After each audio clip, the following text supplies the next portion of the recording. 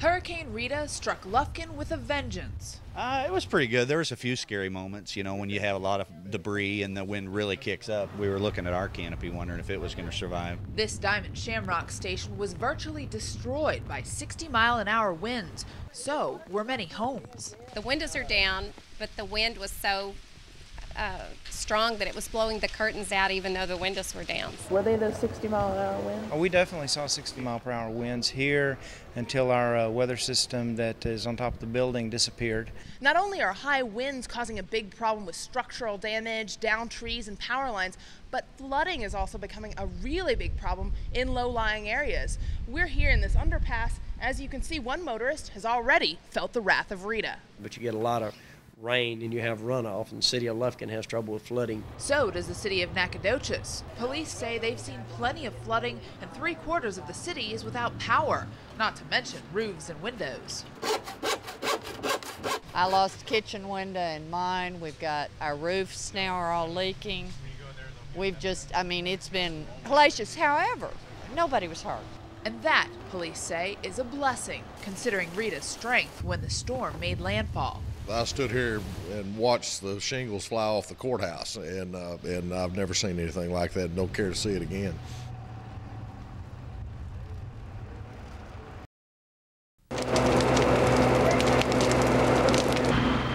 The fire that gutted Kathy Marshall's house last night started in the area near the circuit breaker box inside her home. A short in some electrical wiring could be to blame.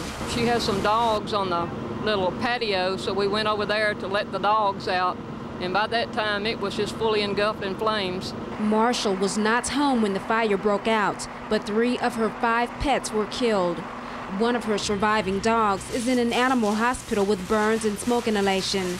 Her neighbors in the Charity Smith community are bringing in a 40-foot travel trailer for her to live in temporarily.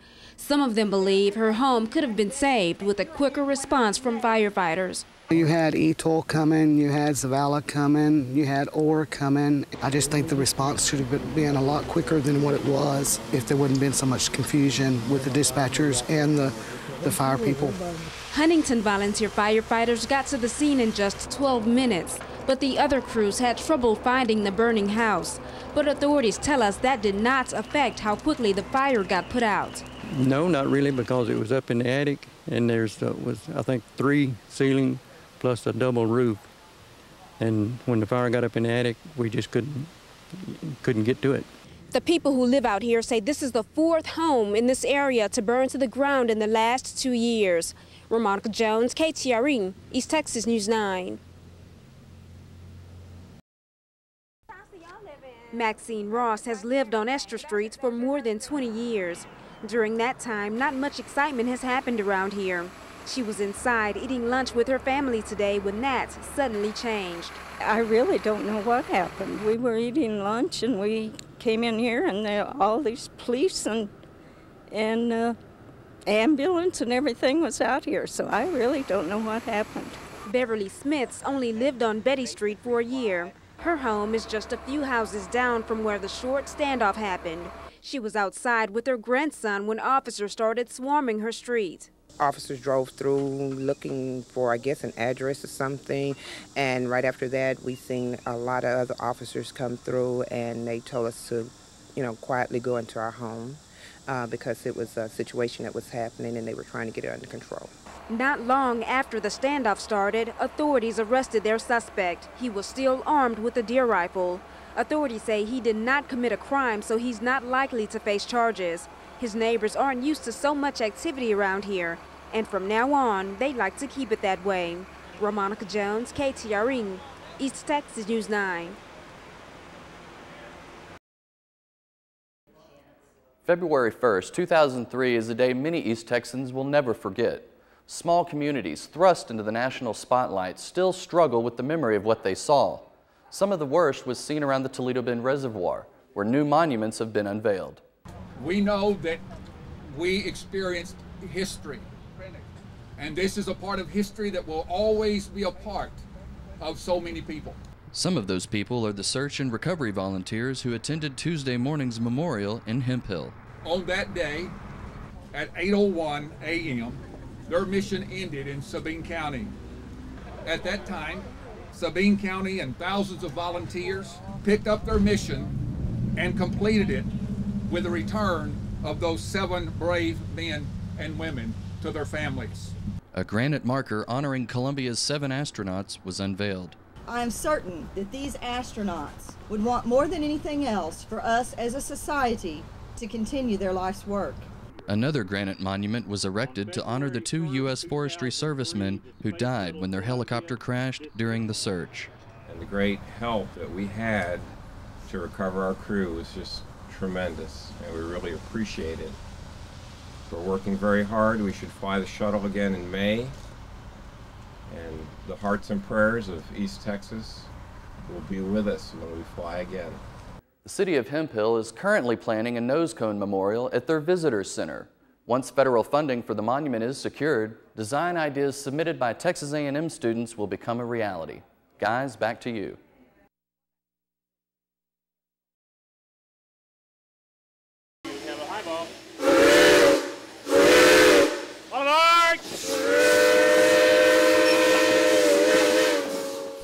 Ooh, we have fun on this train.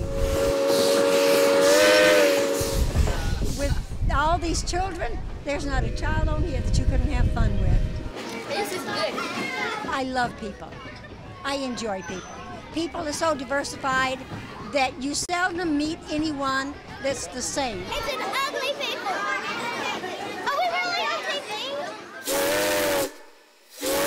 When he blows his whistle, he loves his whistle. And he will blow it. Believe me.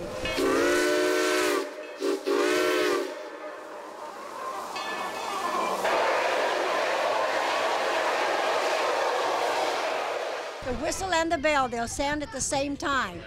People can't hear the whistle, can hear the bell, and vice versa.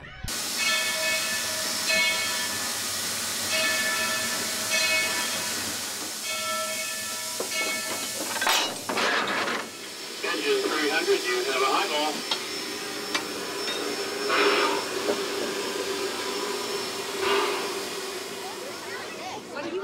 But most of all, I love the people. So, you know, I just hope I don't have to give it up for a while yet.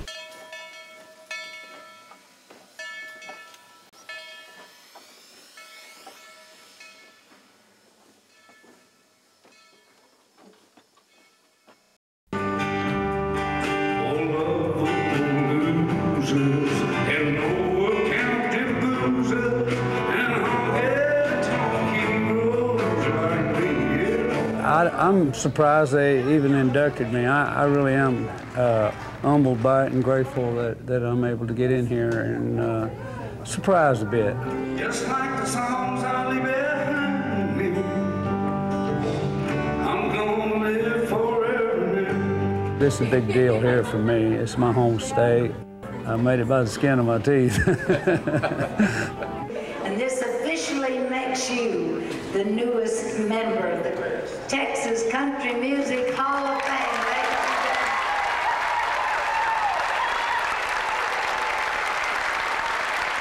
I voted for us.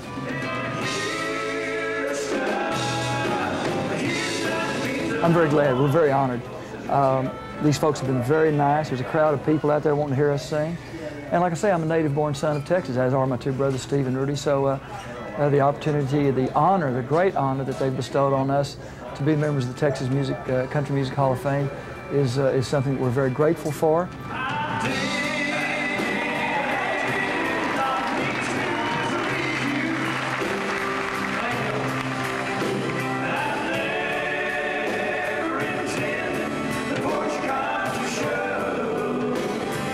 The greatest honor that people can pay you, I think, is the fact that they would pay hard-earned money to hear you sing.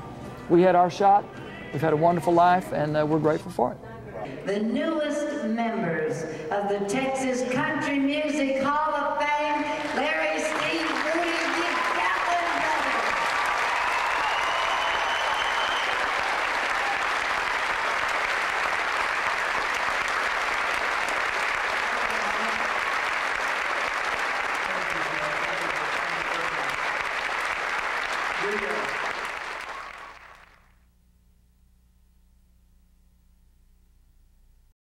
Thanks, Brian. Up until overtime, the Cowboys' offense looked bruised, battered, and out of sync. But the Cowboys' defense would provide a temporary bandage, holding the league's top-scoring offense to only 13 points. Anytime you turn the ball over 4 times and have a bunch of penalties offensively and still win the game, it says a tremendous amount about what your defense did. Well, we're a team, man. We're a team, and one group make up for the other when it's not going as well. Definitely the offense wanted to go out there and do good things. Unfortunately, some bad things happened, but we had to step up and make plays. Eli Manning never found his rhythm today. Leroy Glover, Greg Ellis, and the rest of the Cowboys defense made life very difficult for the NFC's second-rated passer. Coming into this game, we wanted to kind of confuse him, but it's kind of hard to confuse Eli Manning because he's a headsy player. When you get in his face, and I don't know how many times we sack him, but you get in his face, you hit him, you get around, put your hands up, try to make him alter his passes. That's what you want to do to opposing quarterbacks, and I think for the most part our team did make him move around some, create some discomfort for him, and it aided us in winning this football game. Thanks to the Cowboys' defense, Bill Parcells picked up his 169th career victory, making him the 10th winningest coach in league history. At Texas Stadium in Irving, I'm Desmond Purnell reporting for the Big Ticket. All right, back with Sweet Sue's now. We're going to wrap it up here in just a few minutes, but we want to thank Nathan Priest and all the guys out here at Sweet Sue's for letting us come out here and get to the big enchilada. Hey, Carrie, a little smell of bacon there, just for you, and the pancakes. We're gonna dive into these things, and we'll let you. We'll pick some of it off our clothes and give you some of the rest of it here. We're also going to be giving away some more of the CBS 19 Food Fast coffee mugs and footballs and koozies, and we got free breakfast to give away out here at Sweet Sue. So we want to thank all those folks for letting us come out today, and we had a great time. And even look, the Brosangs even showed up. You see, they're bumming free coffee. We like that a lot. Nathan, come on over. We just wanted to tell you how much we appreciate you letting us come over today. Thank you for coming. And tell everybody what your hours are and days of the week. We're open 6 a.m. till 8:30 Monday through Saturday, and then Sunday we close at 3. All right. And if anybody wants to hold a breakfast here or have groups, things like Toastmasters, things like that, what do they need to do? We got 2 banquet rooms and a full catering service. So just call us and we'll be glad to set you up. Outstanding. And you can also see the official Elvis postage stamp over here as well. So we want you to be sure and do that, and check out the cream gravy and the fried chicken there, Nathan. Hey, come on, Carrie. You know you want it. And we'll see you back at the station. Have a good day. You know I want it. You absolutely. The cream gravy and the fried chicken there is one of the best in Tyler. Like, absolutely. Thanks, Brian. Thank you, Sweet Sue's. Now we're going to go out to Carrie right now, and we'll let her tell us about all the great food out at Dwayne's. Carrie? Brian, can you believe they let me into the kitchen back here at Dwayne's? We're here at Dwayne's Country Cafe on 5th Street. And Danny, the cook here at Dwayne's, he's teaching me how to crack an egg. See, I'm learning little by little, as Brian knows, how to cook. And hey, Danny, how are you doing this morning? I'm doing pretty good. Okay, you're teaching me how to crack an egg clean, right? No shells in the bowl. Okay, tell me how. I'll do it with one hand. You can do it with 2. Okay. That's he faster. does it with one hand. It's faster to do it with 1. Let's go. Oh, jeez. Now, how do you make that look so easy? What are you really doing there? It just comes natural, I guess. Oh. I guess I'm not a natural cook, Brian. We're gonna. Okay, so tell me, what is the most popular dish in the mornings when you're cooking up? Probably omelets or pancakes. Omelets or pancakes. Here you're frying some eggs. Yes, ma'am. We've got some hash over here, Western hash. Yes, ma'am. Your manager Mary tells me this is a big seller. Tell us what goes into this. You get some onions. Onions. Onions, bell peppers. Mm-hmm. You gotta saute them and get them real nice, and so they're not firm and hard. Okay, like we're sauteing them. Put a little bit of oil, not too much. Little oil. Just a little bit. Okay. You just stir it up and let it cook for a little bit. Mm-hmm. And look, I see that you've got some potatoes up top. Yes, ma'am. Okay, and once they're kind of crunchy. Yes, ma'am. Like I pre-cooked them so it didn't take so long. And then you mix them up. You can tell Danny's a pro here because he makes this look really easy. You can crack an egg without putting a shell on the griddle too. Danny, we're going to check in with you in just a little bit, but first we're going back to the newsroom. All right, Carrie, thanks very much.